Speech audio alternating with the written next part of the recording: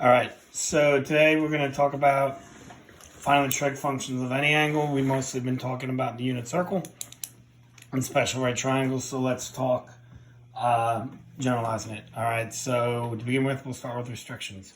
When you solved equations the other day, we discussed how two solutions exist in both.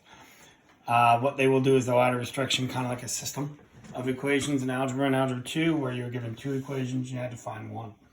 All right, so for example, the restrictions, they may tell you the sine, all right, is greater than 0 and the tangent is less than 0. Well, you have to think to yourself, where is sine greater than 0? All right, so sine is greater than 0 here in the first quadrant and there in the second quadrant. And then it says, and tangent is less than 0. So then you mark that one off as well. So tangent is negative there and there. Okay, well, which one does it happen twice? That would be in the second quadrant. So it would be quadrant 2. All right, next up, we got secant theta less than 0 and sine of theta is less than 0. Well, secant and cosine are the same. All right, sines, because secant is the inverse. So secant's negative here, here. And sine is negative here and here. So once again, you look for the one that's two of them, and that's quadrant 3. Last up, cotangent's greater than 0 and cosine is less than 0. So cotangent is greater than 0 here, where they all are. Remember all, and then there, tan, take. And then cosine is less than 0. So that's there and there where it's negative. All right, and once again, you see that's, so we're back in quadrant 3. All right, so that's what you're looking to do. All right. Next up, evaluating trig functions. Okay, so it says, given a point on the terminal side of an angle, you will need to find trig functions for the angle. All right, we're going to use Pythagorean theorem to find a missing side, mostly the hypotenuse. All right, and then we will use the missing side to complete the trig values. So it starts with let negative 15,8 be a point on the terminal side of theta. Find the 6 trig functions for theta. Okay, so negative 15,8, probably about there. All right, so there's what the triangle would look like if you wanted to draw it out.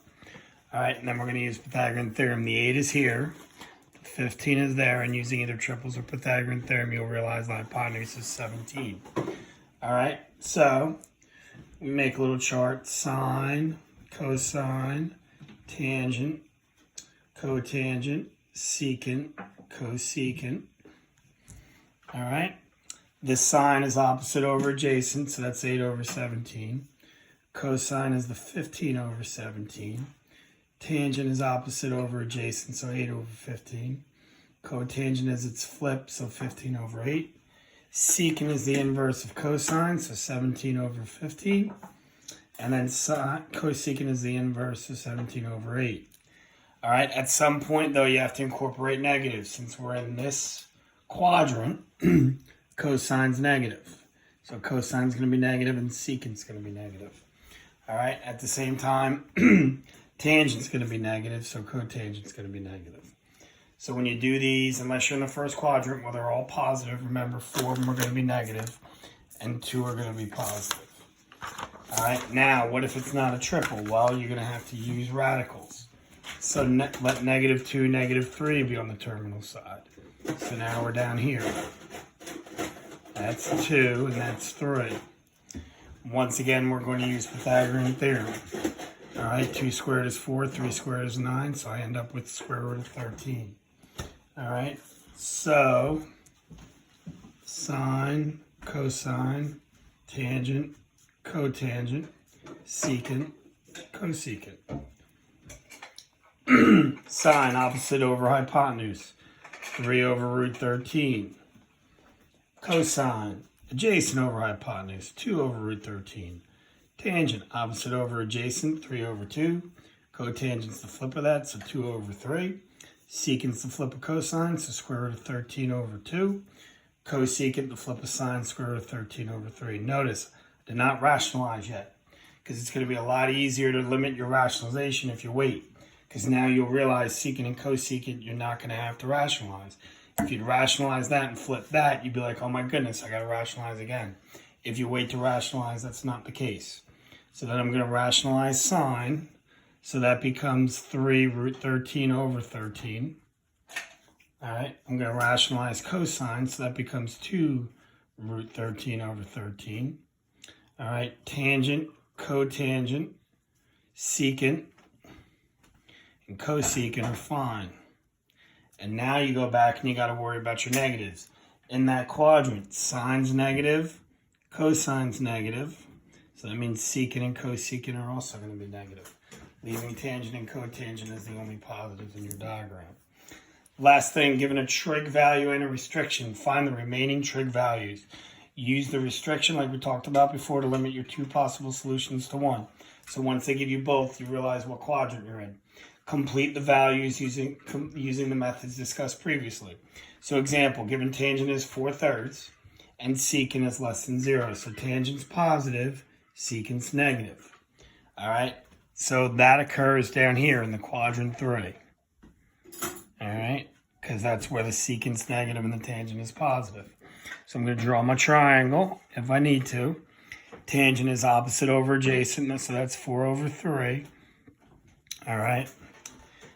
Excuse me. And then the hypotenuse is 5, so I go to work. Sine. All right. 4/5.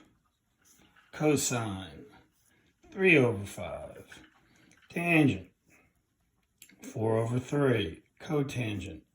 3/4. Secant. 5/3. Cosecant. 5/4. Notice what we talked about yesterday.